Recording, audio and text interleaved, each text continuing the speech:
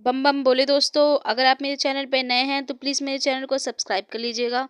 मैं जब अपने बड़ी मम्मी यानी कि अपने बड़े भाई के कमरे में पहुंची तो उसने मेरा मुंह चुपके से बंद कर लिया और मुझे अपने कमरे में ले जाने लगा। उसने मुझे पूरी तरीके से जकड़ रखा था।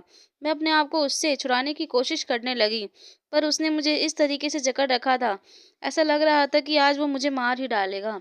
मैं उससे कैसे अपने आप को बचाऊं? वो पूरी तरह से हैवान बन गया था। मैं उसकी बहन थी, यह भी वो भूल गया था। यहाँ कहीं उसे मेरी रक्षा करनी चाहिए थी, वो ही रावण बन गया था। आखिर मुझे एक गमला दिखा और मेरा नाम अंजलि है। मैं अपने पापा मम्मी के बड़े सौभाग्य से मिली थी। मेरे जन्म से पहले ही मेरी माँ मुझे बताती थी, पापा जो मेरी मम्मी से शादी की थी तो वह उन्हें अपना नहीं पा रहे थे, क्योंकि वो मेरी बड़ी मम्मी की बातें बहुत मानते थे। उनके उन्हीं के पास खाते पीते और यहाँ तक कि सोते भी थे। और जो कमा के लाते थे वो दादी को ना देने की बजाय बड़ी मम्मी को देते थे। ये सब बातें सबको पता थी, पर बड़ी मम्मी को कोई कुछ भी नहीं कहता था। वजह इसकी कि हमारे बड़े पापा का दिमाग थोड़ा कम था। वो बड़े तो थे मगर दिमाग से कम थे। सब कुछ जानते और समझते थे मगर किसी को कुछ बोल नहीं पाते थे। और इधर बड़ी मम्मी जो बहुत गरीब परिवार से थी, खाने तक के लाले थे उनके घर में, इसलिए उन्होंने बड़े पापा से मजबूरी में शादी की।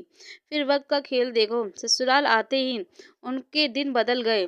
जहाँ पैरों में चप्पल नहीं होती थी, वहाँ आज गाड़ियों में घूमना सोने चांदी से लदी रहती थी।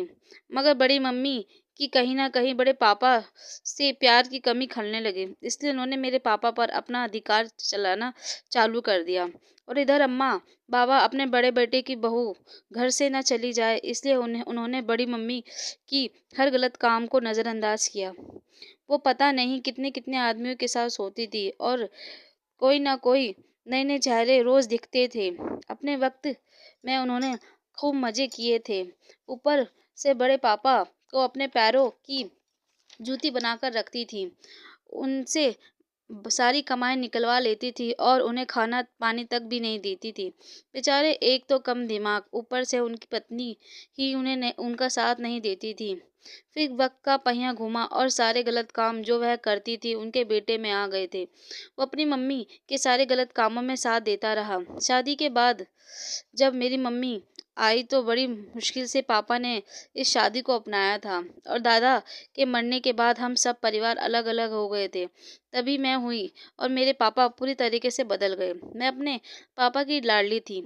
पापा घर में जो भी काम करवाते थे वो सब मेरे ही नाम और हाथ लगवा कर किए जाते थे। और अपने साथ साथ मैं छोटे दो भाइयों को और लेकर आ गई थी, तो हमारी खुशियाँ दुगनी हो गई थी। सब बहुत अच्छा चल रहा था। फिर वो टाइम भी आया जब हमारे बड़े पापा इस दुनिया को छोड़कर चले गए थे। और पापा जिनको बड़ी मम्मी की गलतियां नहीं दिखती थी, वो धीरे धीरे उनके दुख को अपना दुख मानने लगे। पापा अब हम सबको देखने लगे थे। हम रहते तो अलग अलग थे पर काम एक ही साथ होते थे। फिर धीरे धीरे वक्त गुजरा और मैं 21 साल की हो गई। मैं अपने घर में सबसे ज़्यादा सुंदर थी। मेरे घर में मेरा जैसा अब तक कोई नहीं था। गोरी चिट्टी लंबे बाल, सब लोग सब काम में अव्वल थी। अब घर में सबसे ज़्यादा मेरी बातें ही चलती थी। अंजलि वक्त से पहले ही कितनी समझदार हो गई है और मेरे पापा मम्मी को अब मेरी चिंता भी सताने लगी थी। इससे वह मुझे कहीं बाहर अकेले जाने नहीं देते थे। पर वो कहते हैं ना, घर का बेदी लंका ढाए। जब घर में ही रावण पल रहा हो तो बाहर वालों से क्या डरना। मेरी बड़ी मम्मी का इकलौता लड़का विष्णु, जो बहुत नशेड़ी और गंदा और दारू में धुत रहता था कि वह नहाता भी नहीं था। सब आते जाते लड़कियों को इतनी गंदी निगाहों से देखता था कि बस कहना ही क्या। मैंने देखा था कि वह एक दिन फोन में ब्लू फिल्म भी देख देख रहा था। इतनी गंदी आदतों की वजह से वो 30 साल का होने के बावजूद उसकी कहीं शादी नहीं हो रही थी। वो जब भी मुझे देखता था तो बड़े ही अजीब गंदे गंदे से इशारे करता था। वो यह तक भी भूल जाता था कि मैं उसकी बहन हूँ। इसी कारण मम्मी मुझे बड़ी मम्मी के यहाँ अकेले नहीं छोड़ती थी। मगर मजबूरी में एक दिन बड़ी मम्मी ने अपनी बहन के लड़के का जन्मदिन मनाया था और हम सबको घर पर बुलाया। मैं पूरी तरह से तैयार होकर उनके घर गई हुई थी।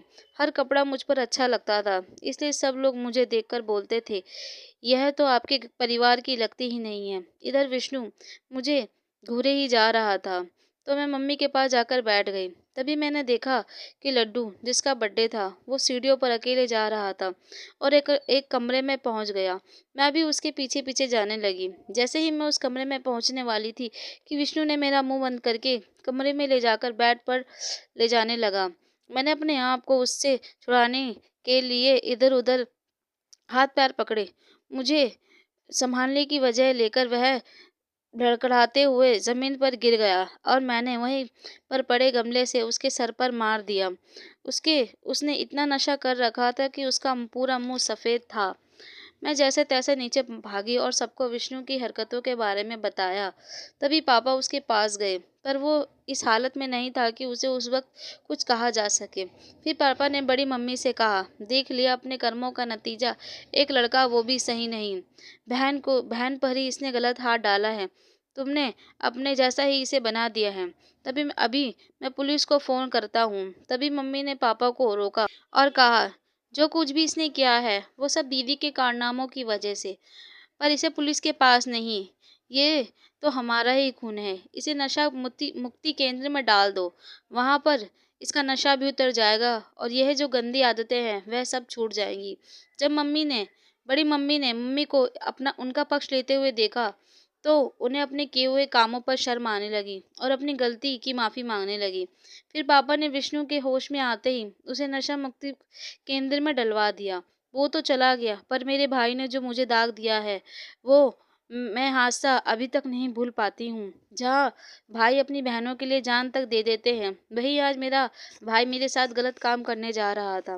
फिर 4 साल बाद जब वह घर वापस आया तो मुझसे माफी मांगने लगा। मैंने भी उसे माफ कर दिया, पर अब उसे कभी भी राखी नहीं बांधूंगी, क्योंकि मेरा रक्षक ही मेरा भक्षक बन गया था। वो तो ठीक हो गया, मगर मन में जैसा मंजर मेरा उस वक्त बन गया था, वो शायद मैं जिंदगी भर तक नहीं भूल पाऊंगी। मनीता, आपसे विदा लेती हूँ, फिर मिलूंगी अगली कहानी में। धन्यवाद।